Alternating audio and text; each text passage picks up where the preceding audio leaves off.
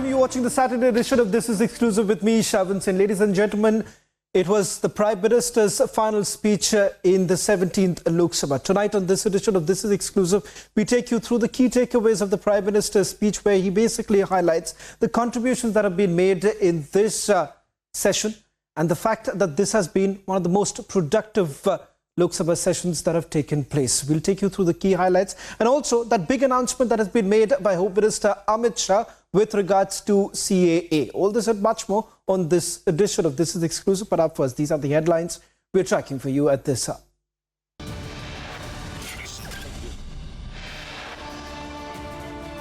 Prime Minister Modi addresses final speech in Lok Sabha in term 2, hails construction of Ram Mandir. Prime Minister in Lok Sabha fires scathing attack on opposition for boycotting Pran Pratishtha. From abrogation of Article 370 to abolition of triple talaq, Prime Minister Modi reminds of reform after reform.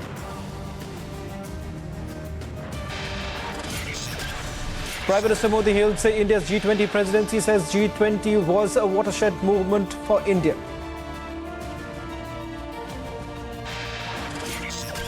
Prohibitory orders in Bengal's Sandeshkhali as women demand arrest of absconding TMC leader.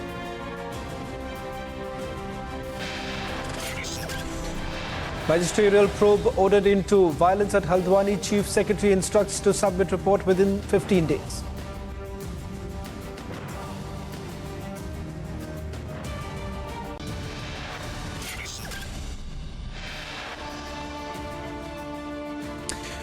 Well, Prime Minister Narendra Modi just a short while back addressed the final speech in the Lok Sabha in his second term.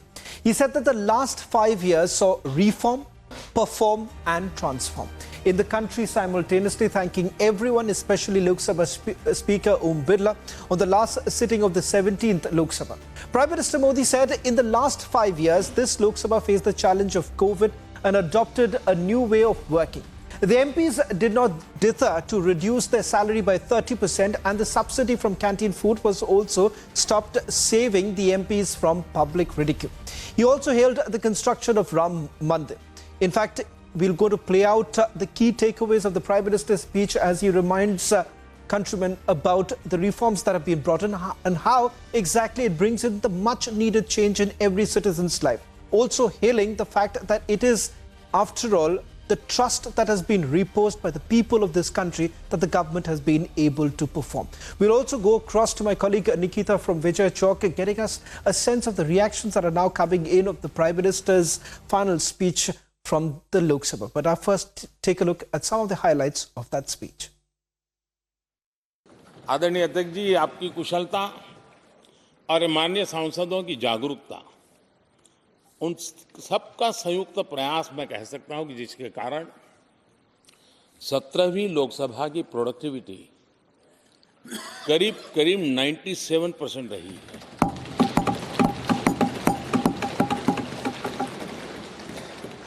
97% productivity अपने आप में प्रसन्नता का विषय है, लेकिन मुझे विश्वास है कि आज जब 17वीं लोकसभा कि हम समाप्ति की तरफ बढ़ रहे हैं, तब एक संकल्प लेकर के 18वीं लोकसभा प्रारंभ होगी कि हम हमेशा 100% से ज़्यादा प्रोडक्टिव वाली हमारी कार्यवाही करेंगे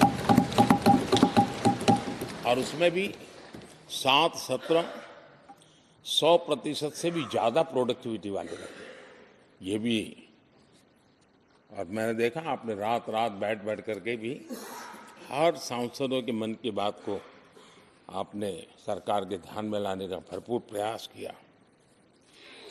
मैं इन सफलता के लिए सभी माननीय सांसदों का और सभी फ्लोर लीडर्स का भी हृदय से आभार और अभिनंदन व्यक्त करता हूं। पहले सत्र में, 17वीं लोकसभा के पहले सत्र में दोनों सदन ने 30 विधेयक पारित किए थे। ये अपने आप में रिकॉर्ड है।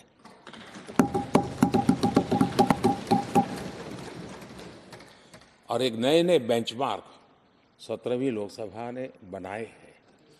आदरणीय अध्यक्ष जी, आजादी के 75 वर्ष पूरा होने का उत्सव हम सबको कितना बड़ा सौभाग्य मिला कि ऐसे अवसर पर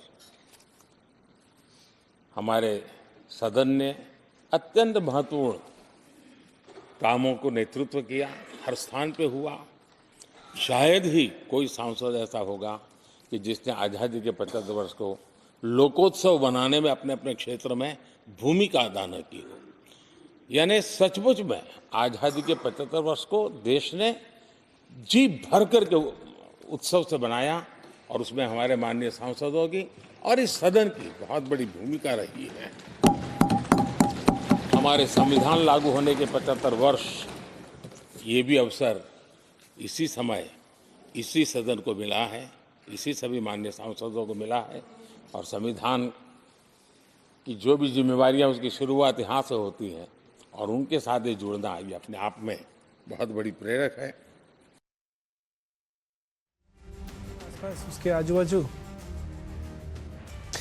Well, in fact, let me also bring in my colleague Nikita, who's joining us from outside the Parliament. Nikita, what's the kind of response that has really come in from the opposition parties? Because with the Prime Minister essentially once again talking about what his government has been able to achieve in the last 5 years, the very fact that they've been able to fulfill almost every promise that they've made in the manifesto. Any reactions that you're picking up from outside the Parliament? Absolutely, Shravan. In fact, overall, if I may say, then the response is pretty positive because, as you also just mentioned, the Prime Minister delivered his final speech for his second term before we go into the 2024 general elections. And Shravan, as you also just mentioned, in fact, this was a very toned down Prime Minister Narendra Modi that we got to see today as compared to a couple of days back. Prime Minister thanked everybody, all the members of the Parliament. He thanked the Speaker. And first of all, he hailed the Ram Mandir, the Pran Pratishtha ceremony that took place on the 22nd of January. He spoke about all the achievements that India has registered in its name in all these years. In fact, he said that this 17th Lok Sabha was 97% more productive. So it was a very, in a way, I would say, a very humble address, the final address of his second term, where he spoke about how well India fared at the G20 summit, how we introduced the Women's Reservation Bill, how we finally, after 500 years, brought back the legacy of Ram in Ayodhya. People were waiting for it, and we have seen tremendous response of the people to support what he was saying. In fact, Prime Minister also shared that yes, he is a little nervous, but then he also enjoys challenges while talking about the upcoming elections. He also spoke about the youth, how a data reform bill has been introduced, how anti-cheating. So all these key things the Prime Minister highlighted. In fact, he spoke about all of the country, the Amrit Kal, and everything that makes India what it is today in this very crucial period. Back to you, Shravan. Well, thank you very much, Nikita, for putting this into perspective and also bringing us the reactions from outside the Parliament. Shift of focus now to the fireworks coming in from the Parliament was not only from the Prime Minister, but also from the Union Home Minister. In fact, it was Union Home Minister Amit Shah who stated in the Lok Sabha that 22nd of January, the day of the Pran Pratishtha in Ayodhya, marked the beginning of what he calls Bharat's new journey. Now, joining the discussion on the construction of the Ram Mandir in Lok Sabha, Amit Shah said that India cannot be imagined without Lord Ram. And not just that, we're also going to play out the reaction coming in from Union Home Minister with regards to what really happens with CAA. A lot of questions were essentially asked as to when exactly would the government really bring in the notification. All this and much more. But first, listen in to what Union Home Minister Amit Shah had to say with regards to Pran Pratishtha. कई राम मंदिर का जब भूमि पूजन का समय आया, कोई political नारे नहीं लगाए, ना मोदी जी ने इसका नेतृत्व पॉलिटिकली किया, ना हमारी पार्टी ने किया। हर रोज एक राम का भजन अलग अलग भाषा में ट्वीट कर एक भक्ति का आंदोलन शुरू किया। मान्यवर, इस देश में कई सारे भक्ति के आंदोलन खड़े हुए हैं, ढेर सारे आंदोलन खड़े हुए। मान्यवर, इस देश में भक्ति का आंदोलन कोई नया नहीं है मान्यवर। मीरा ने चलाया, गुजरात में नरसिंह मेहता ने चलाया, रामानंद ने चलाया, एकनाथ और ज्ञानेश्वर ने चलाया, शंकरदेव और माधवदेव ने असम में चलाया, चैतन्य महाप्रभु ने चलाया, समर्थ रामदास ने चलाया। ये सब भक्ति आंदोलन ने समय समय पर देश को मजबूत करने का काम किया है, सनातन धर्म को टिकाने का काम किया है और सनातन धर्म के प्रति सबकी आस्था को बंधाने का काम। घनघोर अंधेरी रात में एक ध्रुव तारे की तरह ये भक्ति आंदोलन ने देश के जनमानस का नेतृत्व किया। भारत के ही छोर में 10 सिख गुरुओं ने अनेक प्रकार के बलिदान, एक दशम पिता ने तो अपना सर्वस्व दान कर दिया। इस प्रकार के त्याग की भी इस देश की परंपरा रही, परंतु ये समग्र भारत के हजारों साल लंबे सांस्कृतिक और राजनीतिक इतिहास में एक शासक ने, एक जनता के व्यक्ति ने, एक जनता के प्रतिनिधि ने अपने यम, नियम, तप और उपासना से भक्ति चेतना की जागृति की, तो इसका एकमात्र घटना नरेंद्र मोदी जी ने की। और मैं तो स्वयं अनुभव कर रहा हूं। मैं उस दिन बैठा था लक्ष्मी नारायण मंदिर में, दिल्ली में बिरला मंदिर में, जो जनता थी, जो लोग थे, सबकी आंखों में आंसू थे। पूरा देश राममय हो गया था और जय श्री राम के नारे लगा रहा। मान्यवर, मोदी जी ने बड़ी शालीनता के साथ विजय के, पराजय के कोई भाव के बगैर जय श्री राम के युद्ध के नारों से पूरी दुनिया जानती है। जय श्री राम की वानर सेना का युद्ध का घोष था, पूरी दुनिया जानती है। जब संघर्ष चला तब जय श्री राम चला और मंदिर बना तो जय सिया राम हो गया। संघर्ष से भक्ति की यात्रा पूरे देश को आगे ले जाने वाली यात्रा है। मान्यवर,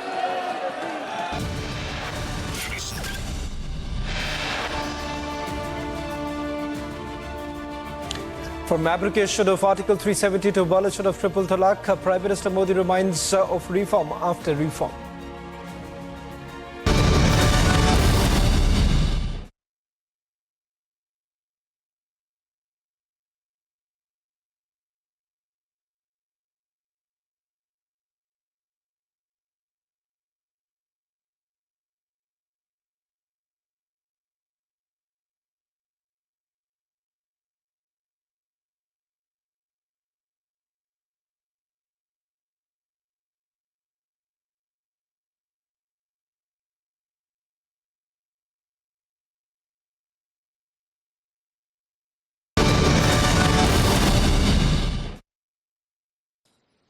इस कार्यकाल में बहुत ही रिफॉर्म्स हुए हैं और गेम चेंजर है। 21वीं सदी के भारत की मजबूत नींव उन सारी बातों में नजर आती है। एक बड़े बदलाव की तरफ तेज गति से देश आगे बढ़ा है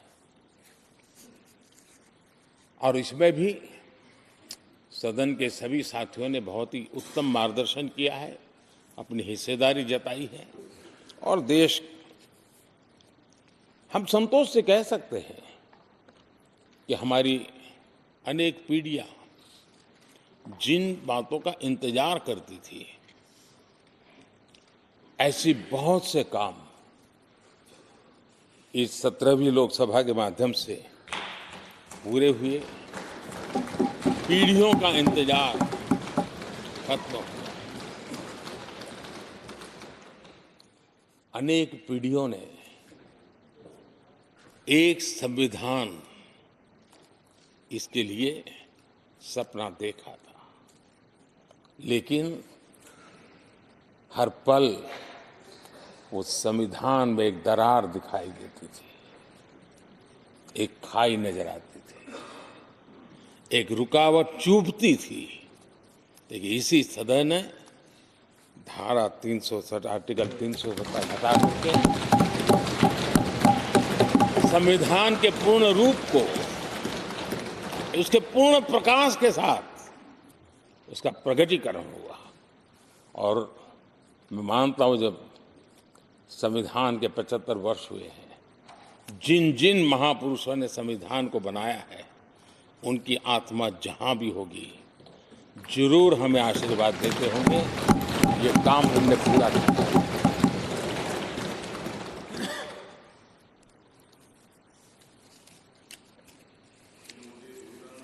कश्मीर के भी, जम्मू कश्मीर के लोगों को सामाजिक न्याय से वंचित रखा गया था। आज हमें संतोष है कि सामाजिक न्याय का जो हमारा कमिटमेंट है, वो हमारे जम्मू कश्मीर के भाई बहनों को भी पहुंचा करके हम आज एक संतोष की अनुभूति कर रहे हैं।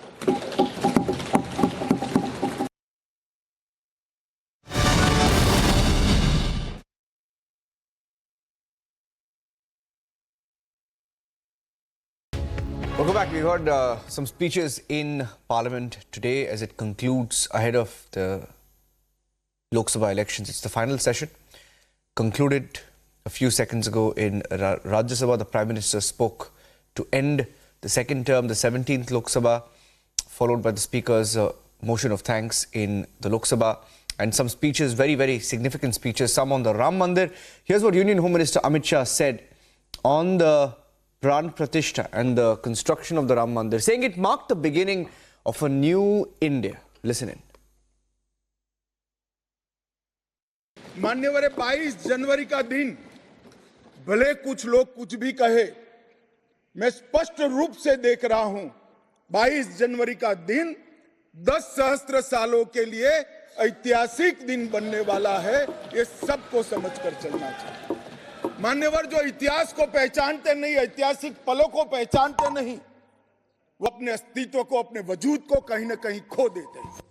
मैं आज फिर से एक बार कहने वाला हूं मान्यवर कि 22 जनवरी का दिन 10 सहस्त्र से भी अधिक सालों तक इस देश का ऐतिहासिक दिन है। मान्यवर 22 जनवरी का दिन 1528 से शुरू हुई एक संघर्ष और अन्याय के सामने लड़ाई का एक आंदोलन के अंत का दिन है। 1528 से चालू हुई ये न्याय की लड़ाई यहां पर समाप्त। मान्यवर 22 जनवरी का दिन करोड़ों भक्तों के आशा आकांक्षा और सिद्धि का दिन है। उनकी आज आशा आकांक्षाएं सिद्ध हुई है। मान्यवर 22 जनवरी का दिन भारत की, समग्र भारत की, मैं चाहूंगा कि समग्र भारत पर पूरा सदन गौर करे। 22 जनवरी का दिन समग्र भारत की आध्यात्मिक चेतना के पुनः जागरण का दिन आज इतिहास में बन चुका है। मान्यवर 22 जनवरी का दिन महान भारत की यात्रा की शुरुआत का दिन है। 22 जनवरी के दिन मां भारती को विश्व गुरु के मार्ग पर ले जाने को प्रशस्त करने वाला दिन मान्यवर बनने वाला है। मान्यवर ये देश की कल्पना राम और रामचरित्र के बगैर कर ही नहीं सकती। जो इस देश को पहचानना चाहते हैं, जानना चाहते हैं, जीना चाहते हैं, राम और रामचरित मानस के बगैर वो जी ही नहीं सकते। राम का चरित्र और राम ये देश के जनमानस का प्राण है। ये सबको समझना चाहिए, सबको स्वीकारना चाहिए। और इसीलिए मान्यवर हमारे संविधान की पहली प्रत से लेकर महात्मा गांधी के आदर्श राज्य की कल्पना को राम राज का नाम दिया गया। संविधान में भी राम दरबार को स्थान दिया गया।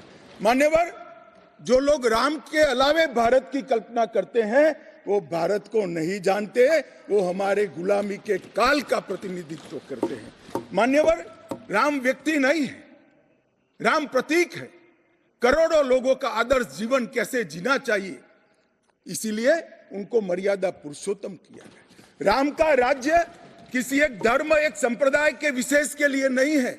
राम का राज्य, आदर्श राज्य कैसा होना चाहिए, इसका प्रतीक न केवल भारत, समग्र दुनिया के देशों के लिए बना हुआ है मान्यवर। और इसलिए मैं मानता हूं कि राम और राम के चरित्र को फिर से प्रस्तावित करने का काम 22 जनवरी को हुआ है, मोदी जी के हाथ से हुआ है, वो इस देश के लिए सौभाग्य का विषय है। राम मंदिर का जब भूमि पूजन का समय आया, कोई पॉलिटिकल नारे नहीं लगाए, ना मोदी जी ने इसका नेतृत्व पॉलिटिकली किया, ना हमारी पार्टी ने किया। हर रोज एक राम का भजन अलग अलग भाषा में ट्वीट कर एक भक्ति का आंदोलन शुरू किया। मान्यवर, इस देश में कई सारे भक्ति के आंदोलन खड़े हुए हैं, ढेर सारे आंदोलन खड़े हुए। मान्यवर, इस देश में भक्ति का आंदोलन कोई नया नहीं है। मान्यवर, मीरा ने चलाया, गुजरात में नरसिंह मेहता ने चलाया, रामानंद ने चलाया, एकनाथ और ज्ञानेश्वर ने चलाया, शंकरदेव और माधवदेव ने असम में चलाया, चैतन्य महाप्रभु ने चलाया, समर्थ रामदास ने चलाया। ये सब भक्ति आंदोलन ने समय समय पर देश को मजबूत करने का काम किया है, सनातन धर्म को टिकाने का काम किया है और सनातन धर्म के प्रति सबकी आस्था को बंधाने का काम। घनघोर अंधेरी रात में एक ध्रुव तारे की तरह ये भक्ति आंदोलन ने देश के जनमानस का नेतृत्व किया। भारत के ही छोर में 10 सिख गुरुओं ने अनेक प्रकार के बलिदान, एक दशम पिता ने तो अपना सर्वस्व दान कर दिया। इस प्रकार की त्याग की भी इस देश की परंपरा रही, परंतु ये समग्र भारत के हजारों साल लंबे सांस्कृतिक और राजनीतिक इतिहास में एक शासक ने, एक जनता के व्यक्ति ने, एक जनता के प्रतिनिधि ने अपने यम, नियम, तप और उपासना से भक्ति चेतना की जागृति की, तो इसका एकमात्र घटना नरेंद्र मोदी जी ने की। और मैं तो स्वयं अनुभव कर रहा हूं। मैं उस दिन बैठा था लक्ष्मी नारायण मंदिर में, दिल्ली में बिरला मंदिर में, जो जनता थी, जो लोग थे, सबकी आंखों में आंसू थे। पूरा देश राममय हो गया था और जय श्री राम के नारे लगा रहा। मान्यवर, मोदी जी ने बड़ी शालीनता के साथ विजय के, पराजय के कोई भाव के बगैर जय श्री राम के युद्ध के नारों से पूरी दुनिया जानती है। जय श्री राम की वानर सेना का युद्ध का घोष था, पूरी दुनिया जानती है। जय संघर्ष चला तब जय श्री राम चला और मंदिर बना तो जय सिया राम हो गया। संघर्ष से भक्ति की यात्रा पूरे देश को आगे ले जाने वाली यात्रा है। मान्यवर,